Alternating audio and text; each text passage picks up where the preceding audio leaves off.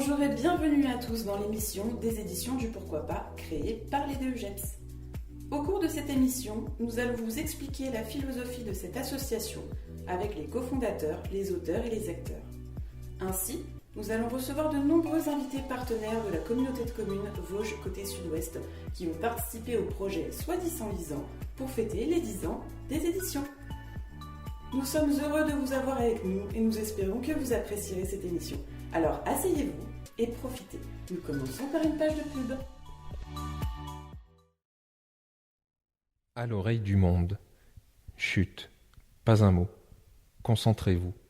Fermez les yeux. À votre avis, où sommes-nous? De quel endroit du monde viennent ces sonorités?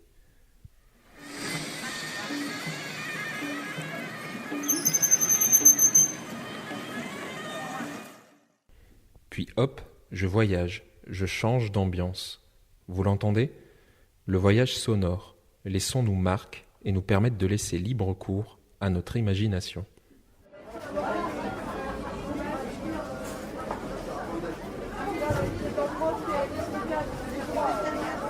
Voilà. Il est pas de l'autre côté là-bas. Vous voyez cet appareil photo? Il n'est pas comme les autres. Immortalisez vos plus beaux souvenirs, l'esprit léger, comme un sourire qui flotte.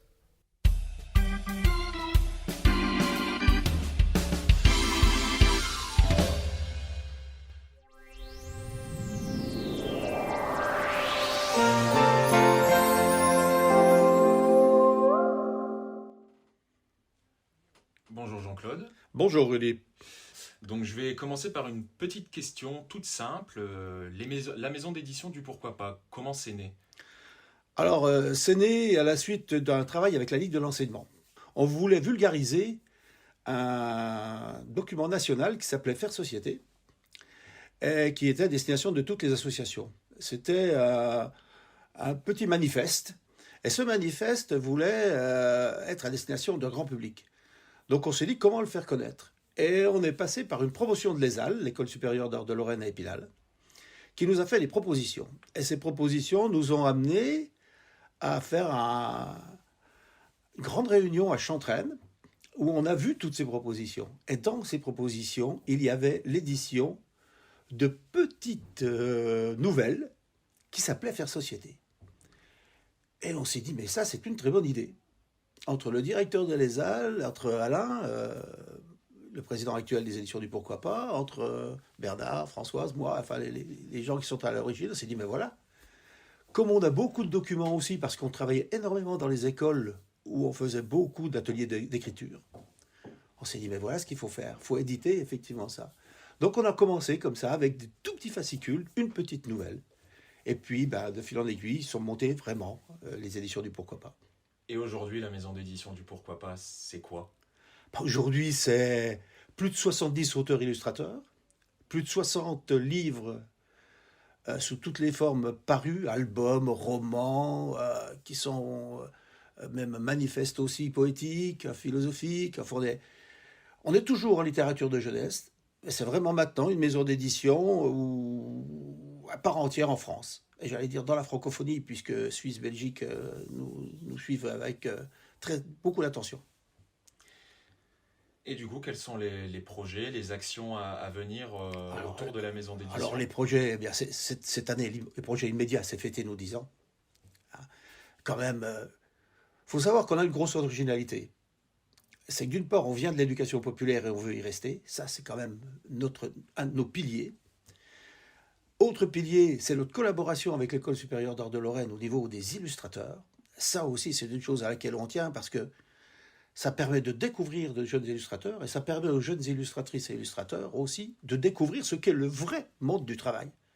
Parce que entre ce qu'on fait à l'école et ce qu'on fait dans une maison d'édition, dans une édition, c'est autre chose. Et puis, il y a la Ligue de l'enseignement, dans laquelle on est tous partie prenante. Alain a été président, j'ai été trésorier, j'ai même été salarié, moi, de la Ligue de l'enseignement pendant longtemps. Donc voilà, on veut continuer sur ces 3 projets-là.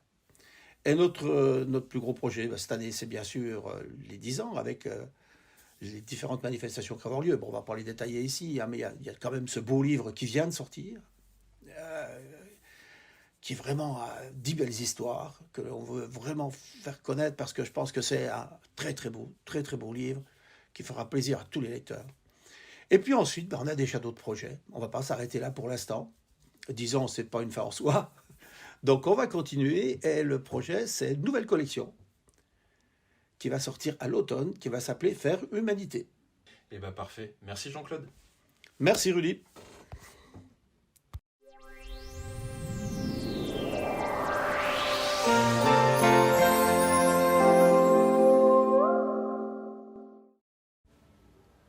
Eh bien bonjour Julia. Bonjour. Je vais commencer avec une première question. Est-ce qu'il serait possible que vous vous présentiez, s'il vous plaît? Alors, je suis Julia Billet, je suis autrice depuis pas loin de 30 ans, oui, une trentaine d'années. Donc, j'écris pour les adultes, pour les enfants, pour les adolescents. J'ai une autre casquette, donc je suis autrice et je suis aussi enseignante à l'École supérieure d'art de Lorraine à Épinal. Et donc vous êtes amené à travailler avec des maisons d'édition, Oui. Notamment la maison d'édition du Pourquoi pas. Est-ce que vous pourriez peut-être m'en dire plus sur la nature de votre collaboration avec cette maison d'édition? Oui. Alors effectivement, j'ai plusieurs éditeurs. Je dois avoir 6 ou 7 éditeurs. Et les éditions du Pourquoi pas ont publié pas mal de mes albums. En fait, je suis vraiment arrivée aux albums avec les éditions du Pourquoi pas. C'était un genre littéraire qui me titillait. Je l'avais un petit peu exploré dans une autre maison d'édition, mais j'avais vraiment envie d'y aller. Et les éditions du Pourquoi pas, ça a été un peu une opportunité pour moi pour tenter cette aventure qui me semblait extrêmement difficile. Et donc là, la maison d'édition fête ses 10 ans. Donc je pense que ça a dû être 10 années de collaboration active, avec des textes réguliers, des sorties régulières, et puis un lien qui est de plus en plus fort et solide avec la maison d'édition. Et vous avez été naturellement, je pense, partie prenante pour le projet des 10 ans de la maison d'édition.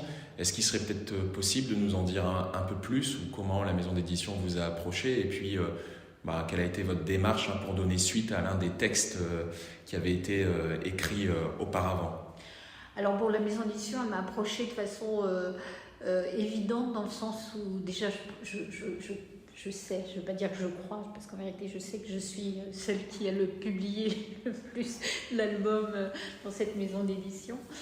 Et j'en suis très fière. Et puis je suis très fière aussi d'être à côté de tous les auteurs et les illustrateurs parce que je trouve qu'il y a une belle exigence dans cette maison d'édition, donc je suis fière de faire partie de cette équipe. Je suis très admirative du travail que font tous ces bénévoles et qui sont devenus vraiment des pros de l'édition, qui maintenant les livres on les trouve partout. J'ai même un livre qui a été traduit en chinois quand même. Donc en l'occurrence, ce livre traduit en chinois, c'est Mots. Et j'avais écrit donc ce texte qui s'appelait Mots, qui est l'histoire d'un homme qui est gardien d'un immeuble, d'un groupe d'immeubles, et qui est quelqu'un d'extrêmement fin, d'extrêmement subtil, et qui fait son travail avec beaucoup d'amour et de passion, et qui est apprécié de tout le monde. Mais il a un secret. Et en fait, ce secret très douloureux pour lui, c'est qu'il ne sait ni lire ni écrire. Et un jour, quelqu'un de la cité va s'apercevoir de ça, et le fait de enfin pouvoir avoir son secret va lui permettre de dépasser ce qu'il vit comme un handicap. Et il se trouve que la personne qui va aider ce mot, c'est Monsieur Cassard, qui habite la cité et qui à un moment va avouer à Mo que lui aussi a un secret dont il n'a jamais parlé. Et souvent, quand j'ai fait des rencontres, en fait, je fais pas mal de rencontres autour de mes livres, et Mo m'a fait rencontrer beaucoup de jeunes dans des écoles, dans des bibliothèques, etc. Et systématiquement me poser la question, mais c'est quoi le secret de Monsieur Cassard? Et en vérité, je n'avais aucune idée de quel était son secret. C'était arrivé dans l'écriture sans que j'y réfléchisse. Et évidemment, quand ce livre sur les 10 ans est arrivé, et que évidemment on m'a contacté pour me demander si je voulais bien écrire texte en reprenant un ancien personnage, en reprenant une histoire que j'avais écrite et en la faisant vivre un peu autrement. J'ai tout de suite pensé à ce monsieur Cassard qui avait un secret et je me suis dit mais quel est le secret de monsieur Cassard? Et c'est comme ça que j'ai écrit ce texte qui donc fait partie des 10 textes. Voilà, c'est comme ça que ce texte-là est arrivé. Et donc ces textes ont été illustrés par des étudiants de l'ESA. Elles sont 11 à avoir travaillé là et moi j'ai été émerveillée quand j'ai découvert le travail qui avait été fait par Charlotte qui illustrait mon texte et évidemment par l'ensemble des illustrations que je trouve extrêmement belles et fortes. Eh ben, merci beaucoup, Julia. Je vous en prie.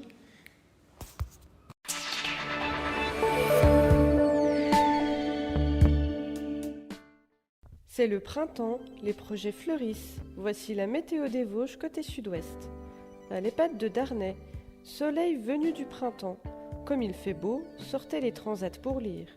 Du côté de la Marche, avalanche de petits dessinateurs. Vent d'images dans les couloirs de trilogie. Au périscolaire de Darney, pluie de projets chez nos enfants.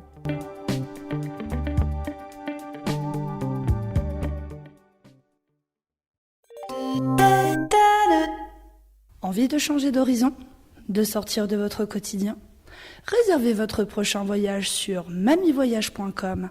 Découvrez toutes nos destinations et nos tarifs sur www.mamivoyage.com.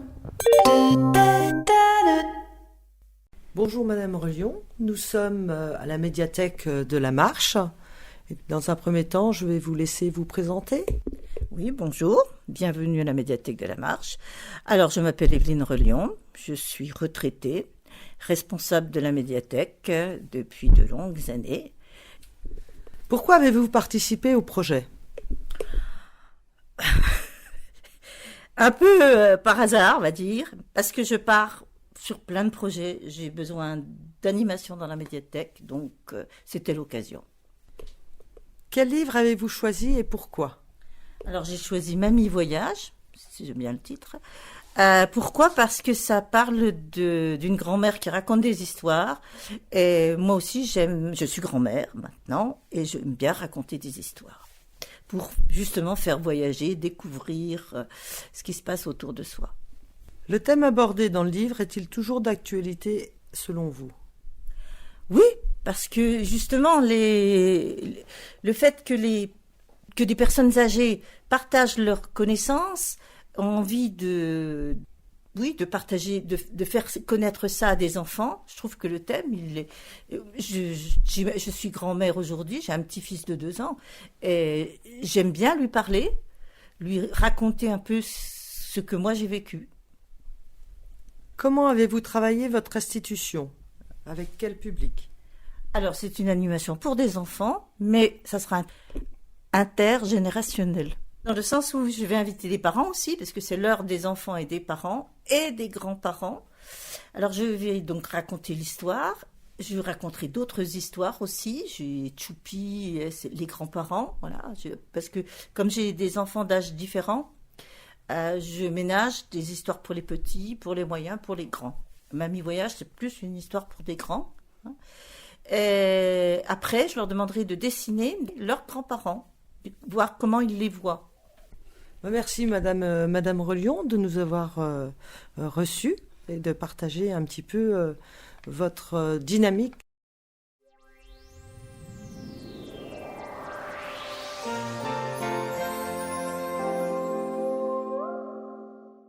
Bonjour, je suis Justine Poupin, animatrice coordinatrice pour le logement inclusif Trilogie de la FMS. Bonjour, je suis Claire Duchesne, j'interviens sur la plateforme Passage de la FMS. Et il y a aussi Séverine Artel, qui n'est pas parmi nous aujourd'hui, mais qui est chef de service des 2 structures.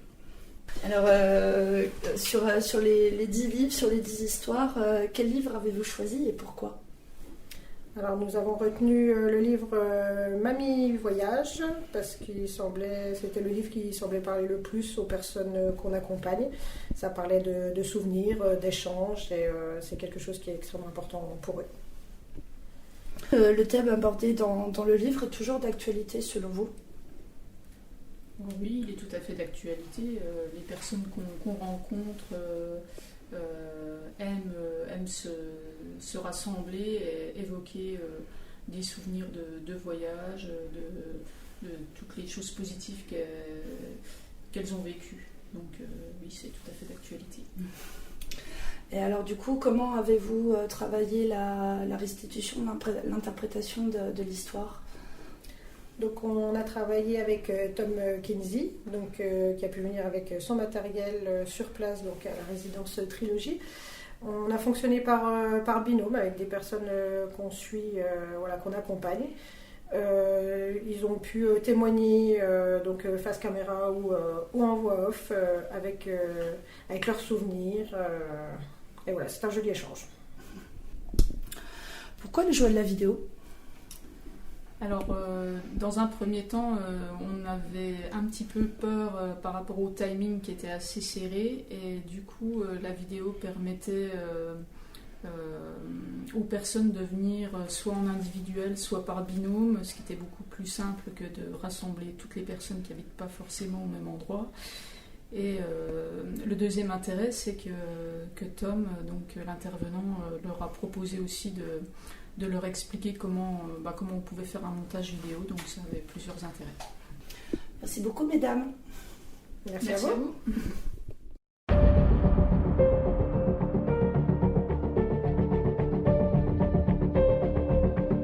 Bonsoir, chers amis, bonsoir. Il est impossible, injuste et navrant que vous ne soyez pas tenus au courant de l'extraordinaire miracle qui, au moment même où je vous parle, se réalise dans une cité de France. Un miracle authentique, une histoire vraie que nous allons ce soir vérifier ensemble. Le secret de M. Cassard.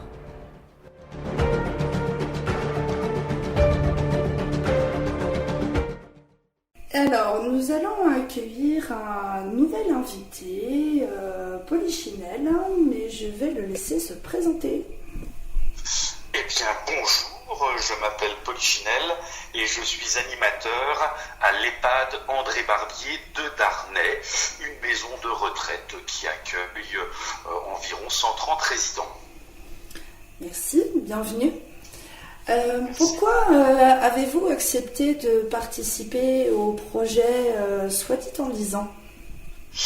Eh bien, si on a accepté de participer à ce projet, je dirais 2 raisons.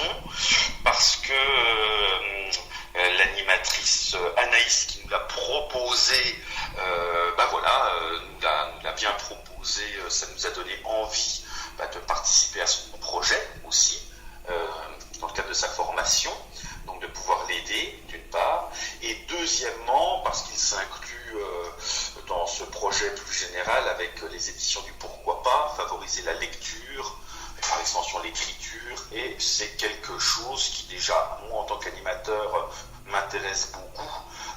Donc voilà, ça paraissait évident de s'associer à ce projet, et dans notre maison de retraite, on est justement toujours très ouvert sur l'extérieur, donc on pouvait lier plein de choses avec ce projet. Quel livre avez-vous choisi et pourquoi? Alors, on a choisi le livre Mo, M-O, donc cette histoire de gardien d'immeuble qui est illettré, pour résumer, et du coup ça nous a causé, en fonction des différents thèmes, chaque livre avait des thèmes différents.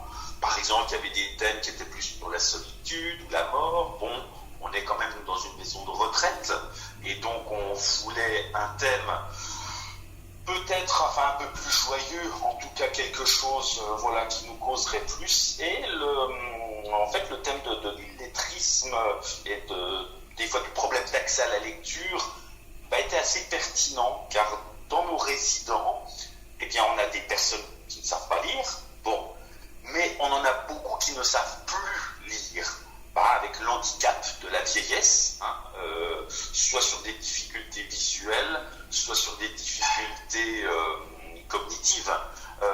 Ils n'ont plus accès à la lecture. Donc du coup, ça nous a donné l'idée, de prendre ce thème-là et de jouer avec ce thème, et en particulier, après, de faire un lien avec des enfants de Darney, sur les mercredis récréatifs, pour faire un lien intergénérationnel où les plus jeunes qui savent lire, puissent en fait partager leur lecture aux anciens qui ne savent pas ou qui ne savent plus, et inversement, que des anciens qui ont toujours accès à la lecture puissent partager ce savoir avec les plus jeunes qui ne savent encore pas lire. C'est formidable. Et comment vous avez travaillé votre restitution par rapport à ce livre ? Alors, par rapport à la restitution de ce livre, on est parti sur une idée d'exposition photo. Exposition photo, alors déjà dans le côté pratique, en fait, cette problématique, nous, c'est que nos anciens, nos aînés ont des problèmes de mobilité, pour ne pas se voiler la face. Pour beaucoup, c'est la première raison du fait de leur accueil dans un EHPAD. Donc, sur de l'expression corporelle, sur un déplacement du public, ça devenait compliqué, qui plus est aussi, pourquoi pas un week-end, au niveau organisationnel. Et puis, pareil, par rapport aux enfants, aussi, les enfants, entre leur emploi du temps, la mobilité, tout était compliqué. Donc, on s'est dit que l'exposition photo pouvait être déjà un rendu qui ôtait cette problématique de la mobilité, de la bonne présence des participants. Et puis, autour de moi, j'ai aussi une animatrice qui est passionnée de photos. Et on s'est dit, on va lier ça dans la restitution finale. Car la lecture, c'est quoi ? La lecture, c'est aussi l'émotion. Et l'émotion, elle peut transparaître sur la photo. On puisse comme ça prendre des clichés sur le vif de la personne qui entend l'histoire qui est lue. Et ça va la faire réagir, on est dans l'émotion. Et puis également dans l'émotion du lecteur, quand on lit. Et on s'est dit, on va prendre des clichés comme ça pour saisir les émotions produites par la lecture. Je vous remercie beaucoup, Polychinelle, d'avoir pris le temps de répondre à nos questions.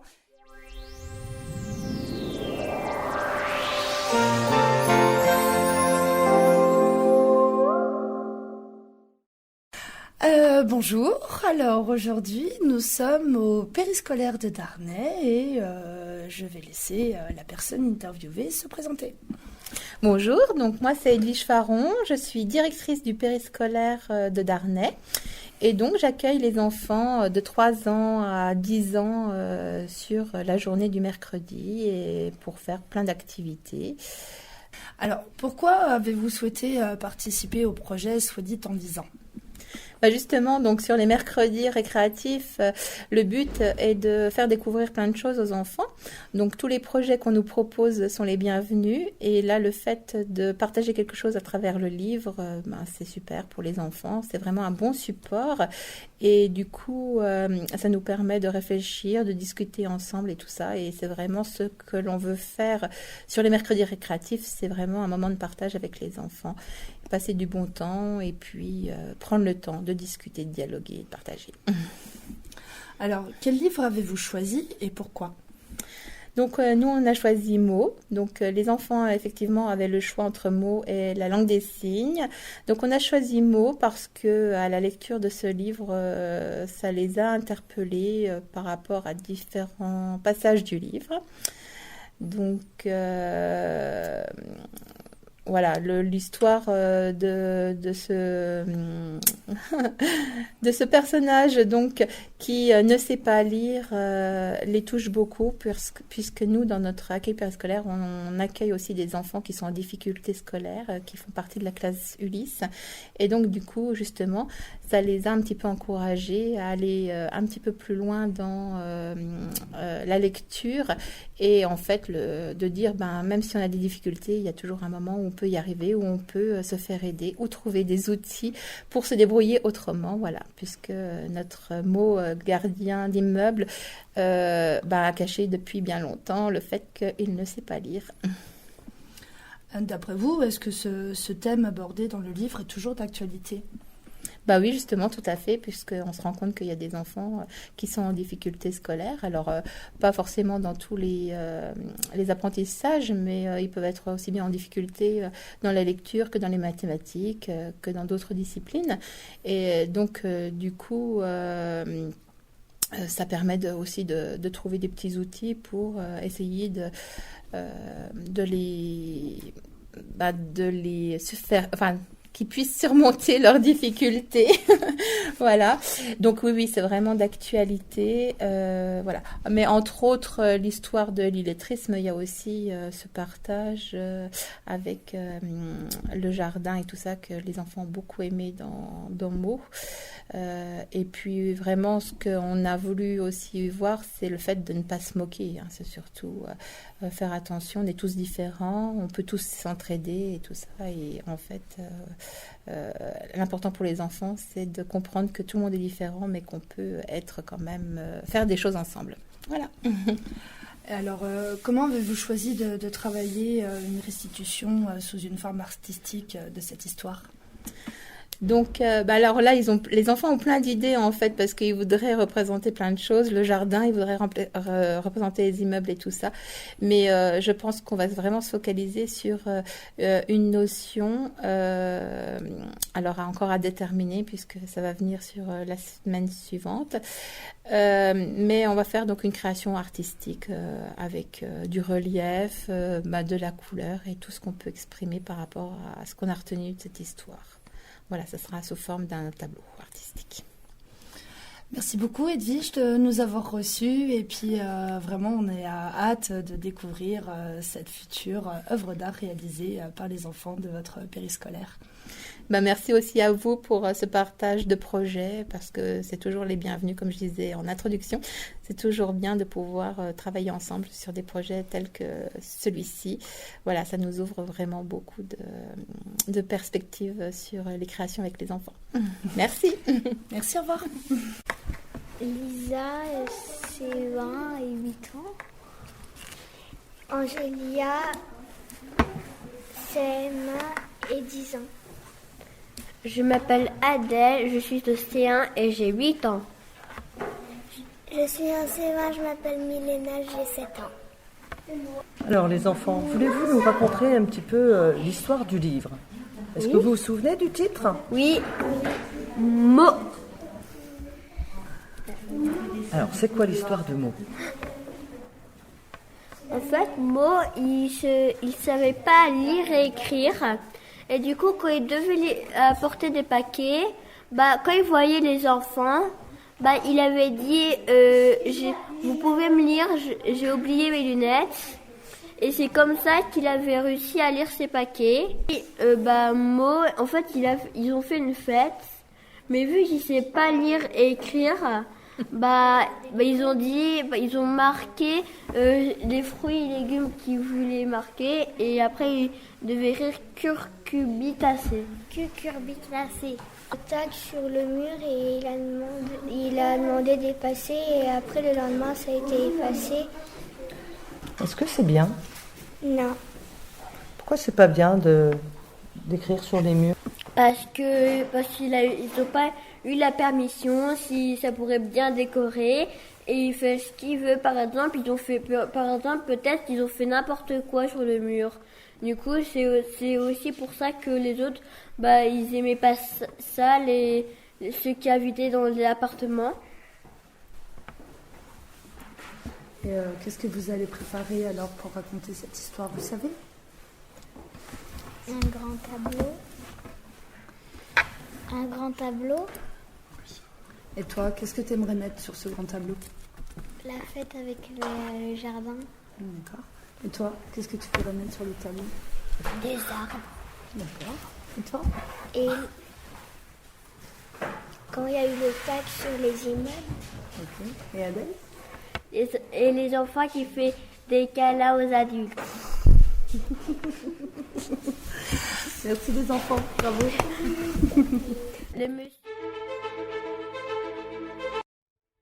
Avec les amoureux de Ourikuri, vous avez adoré ce livre épique qui vous a transporté vers des contrées lointaines et vous a fait vivre des expériences incroyables ? Avec Labiwa et Oscar, Découvrez un monde inconnu rempli de dangers, de mystères et de merveilles, où chaque page est une nouvelle aventure à vivre aux côtés de ces 2 héros passionnants. Ce livre est un voyage captivant et rempli d'émotions qui vous fera vivre des moments d'excitation, de joie et de tristesse. Aventurier dans l'âme, vous cherchez une évasion hors du commun? Plongez dans cet univers passionnant et préparez-vous à vivre une aventure inoubliable.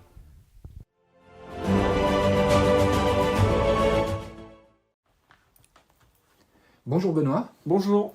Pouvez-vous vous présenter en quelques mots? Je suis Benoît Brunner, je suis chargé de développement culturel à la Ligue de l'enseignement. Pouvez-vous nous parler de ce projet Éclat de lire? Oui, Éclat de lire, c'est un projet qui a été initié par la Ligue de l'enseignement et les éditions du Pourquoi pas, parce qu'on fête les 10 ans de cette maison d'édition, de maison d'édition spécialisée en livres jeunesse. D'accord. Et est-ce que vous pouvez nous dire aussi quand et où aura lieu ce projet? Oui, alors ce projet, il a déjà commencé. Il a commencé cet hiver, en octobre-novembre, avec les étudiants des EGEPS, avec des rencontres déjà, des rencontres avec certaines associations, etc., avec les élus du territoire. Et on a plein de projets qui vont arriver sur cette année-là, déjà au printemps avec des balades comptées, un bal dessiné, et puis à l'automne des rencontres avec les élèves scolarisés. Alors justement, quelle va être sa finalité? La finalité, c'est de se retrouver tous ensemble lors d'une manifestation littéraire qui aura lieu